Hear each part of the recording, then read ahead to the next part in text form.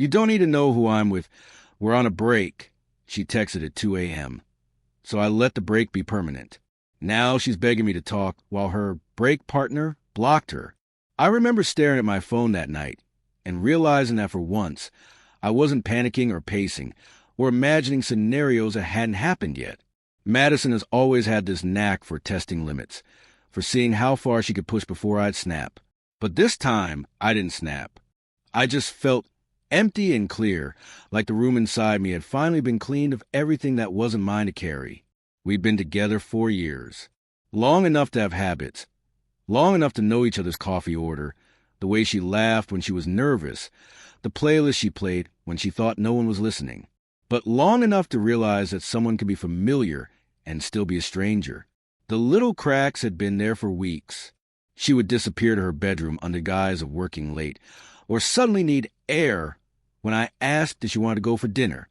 She made tiny comments about life feeling small, needing to breathe, losing herself. I brushed it off for a while. Work was exhausting for both of us, and maybe, I told myself, it was just stress. But her tone always had this undercurrent, a quiet gravity I could never ignore once I started noticing it. That night she sat across from me at the table, barely touching the stir-fry I'd made her favorite, and said she needed some space. Not forever, just time to figure herself out. I nodded. I always nodded too easily. I remember asking carefully, "Off how?" And she said, "I don't know. Just life, I guess. I don't want to start resenting you." And even as she said it, I felt the weight of it, heavier than any argument we'd had, heavier than any silence that had stretched between us. I said quietly, "If you need space, take it. Just be honest about the kind of space you need." That seemed to surprise her, like she'd been expecting me to argue or panic, or beg her to stay. She left 2 days later, a small duffel bag, no goodbyes, no kisses, just a quiet, "I'll text you soon." I remember watching her car disappear into the early morning fog, the tail lights fading. The apartment felt different immediately. Airless, yes, but peaceful. For the first time in months, I breathed without anticipating the storm. I didn't text. I didn't call. I let her have her space, and in doing so, I started reclaiming mine. Then came the social media hints. She'd view my stories but never respond. She'd post pictures of girls' nights, always carefully cropped, and I knew it was intentional. She wanted attention without accountability. It stung for a second, but then I realized that I wasn't the person to be hurt by it anymore. And then came 2:07 a.m. My phone lit up. I rolled over and saw her message. "You don't need to know who I'm with. We're on a break." My chest didn't tighten. My hands didn't shake. I felt clarity. For once, I wasn't trying to decode hidden meanings or hope for some accidental slip that might bring her back. I was done. I didn't reply. I didn't even open the message fully. I just locked the phone, set it face down, and looked at myself in the mirror. My reflection was calm, empty but calm. I realized something important. I wasn't heartbroken. I was free. The next morning, I packed her half of the closet, all the books, clothes, trinkets, and left a note that said, "Take care of yourself." I called my friend Connor, who had a spare room. By lunchtime, most of my things were moved. Madison's texts started to come in, sharp and desperate. "You're just going to ignore me now?" she asked. I didn't answer. My silence became my answer. And it worked, not in the way that punishes someone, but in the way that protects yourself. I started noticing my own rhythms again. I cooked real meals, started going to the gym, cleaned the apartment until it felt lighter, not because she wasn't there, but because I hadn't realized how heavy her presence had been, even in the moments when nothing was wrong. And then came the social confirmations. Her break partner blocked her. Every trace gone. It wasn't about reconciliation. It was about her losing her lifeline. And for the first time, I didn't feel a pang. I felt relief. The next time she showed up at my apartment, I asked the front desk to tell her I was busy. She left. Hoodie pulled up, eyes red. Her voice trembled in text that night. It wasn't serious. I just needed space. And in that moment, I realized she still didn't understand why I had left. It wasn't about him. It was about respect. The quiet kind that doesn't humiliate someone who trusted you. She'd shattered it permanently. Weeks passed, and her messages shifted from anger to desperation. "I messed up," she said. "Can we just talk?" I didn't respond. Instead, I observed. I noticed how much lighter my apartment felt, how much easier it was to breathe. I began cooking meals for myself, the kind I'd always wanted but never took the time for. I signed up for a local photography class, started jogging again in the mornings. Each new routine reminded me that I wasn't just someone who loved Madison. I was a person separate from her, capable of joy and stability, without the constant weight of her moods. I thought about our history constantly. How we met at a bookstore in the rain. How she laughed when I dropped my coffee on the floor. How we once spent an entire Sunday building a blanket fort in the living room just to watch old movies. Those memories didn't sting anymore. They were chapters in a story that had ended, and I could finally close the book. Then came the moment that tested my resolve. Madison sent another text. "I just want closure," she said. "I can't stop thinking about how I messed everything up." I read it, and for the first time, I allowed myself to smile faintly. Closure wasn't a conversation. Closure was this: the realization that I had already healed, that I no longer needed her validation to feel worthy, that I could exist fully without her chaos. When she showed up again, face red, hoodie tight, pleading for me to hear her, I didn't flinch. I told her simply, calmly, "There's nothing left to talk about, Madison. You threw it away." And she tried to argue, tried to manipulate the situation, tried to make it about her own confusion. But I stayed steady. I didn't yell. I didn't cry. I didn't need to. I just walked inside, shut the door, and left her outside. That night, sitting on Connor's balcony, watching the city lights flicker, I realized something profound. The woman who had once made my world feel full had lost me. Permanently. And I was finally free. Months passed. I rebuilt my routines, picked up new hobbies, got promoted at work, and started living without the constant shadow of Madison's moods. When I saw her again at a friend's birthday dinner, she looked shocked, forced smile plastered on her face. I smiled politely, "Take care, Madison," and turned back to my friends. No lingering glances, no second thoughts, just peace. And it hit me. She hadn't just lost me. She'd lost a version of me that cared. The break she wanted lasted forever. After that birthday dinner, life settled into a rhythm that felt almost luxurious. The apartment no longer carried the weight of Madison's moods, her casual dismissals, her constant tests. Every morning I woke up without wondering if a text at 2 a.m. would ruin my entire day. I started noticing things I hadn't in years. How sunlight hit the kitchen window just right at 7:15. The smell of roasted coffee beans on the corner of my street. The quiet hum of the subway beneath my apartment. It wasn't just peace. It was freedom. Connor became a sort of anchor for me during that time. Though he never judged me for how messy things had been, he'd listen as I vented, mostly quietly, letting me talk until I realized I was talking to myself more than anyone else. "You don't look broken," he said one night while we drank cheap beers on his balcony. "You look like someone who finally stopped trying to fix what wasn't theirs to fix." I nodded. That was it exactly.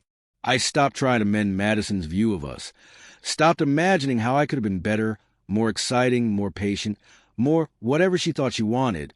My parents called more often now, and I noticed that even my relationship with them had been muted for years. My mom always asked if I was eating enough, if work was stressful, but there was a sort of heaviness in her tone I never fully appreciated until now.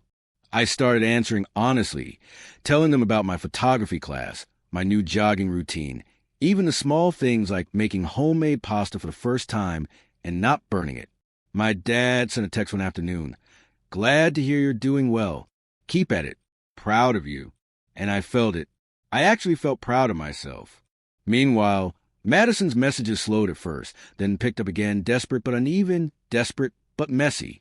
She tried all her old tactics: guilt, manipulation, anger, flirtation. "I just needed space," she said. "You think I don't care about you?" I made a mistake. I didn't mean it. I read them all, slowly, letting each one wash over me without reaction.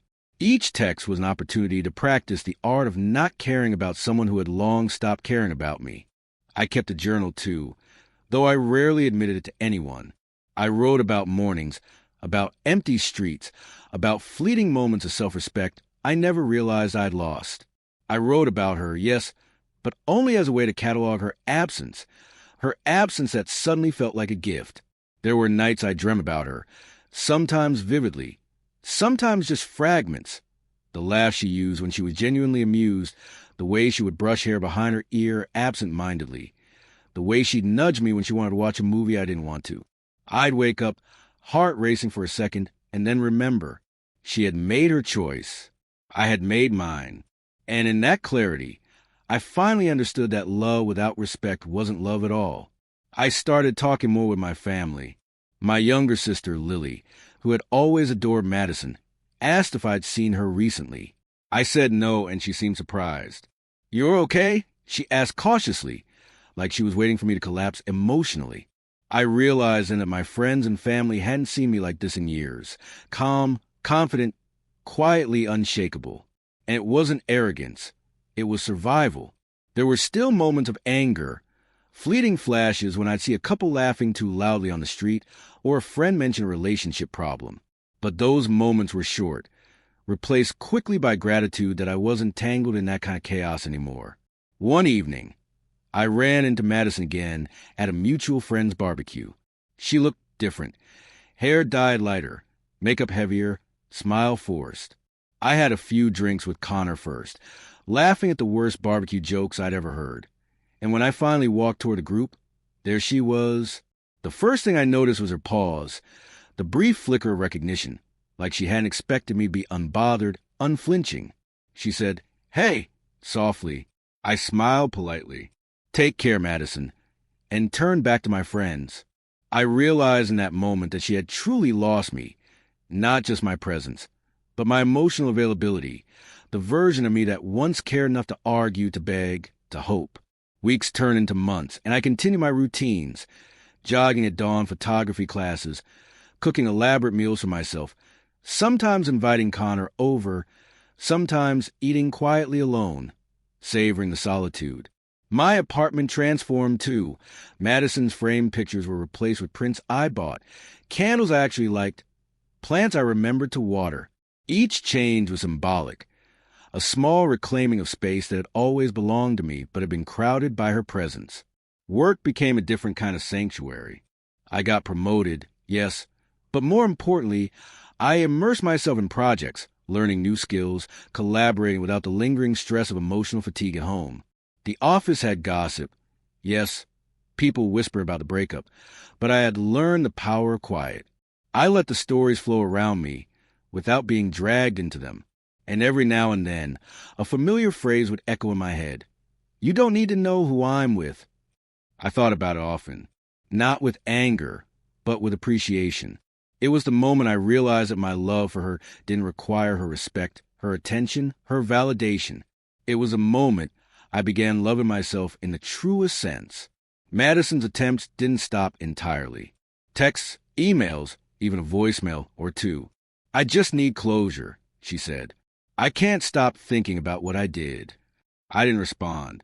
Instead, I continued my life, letting each day pass in its small victories and quiet joys. I met someone new, not for rebound, not for distraction, but because life had space for someone to enter it naturally.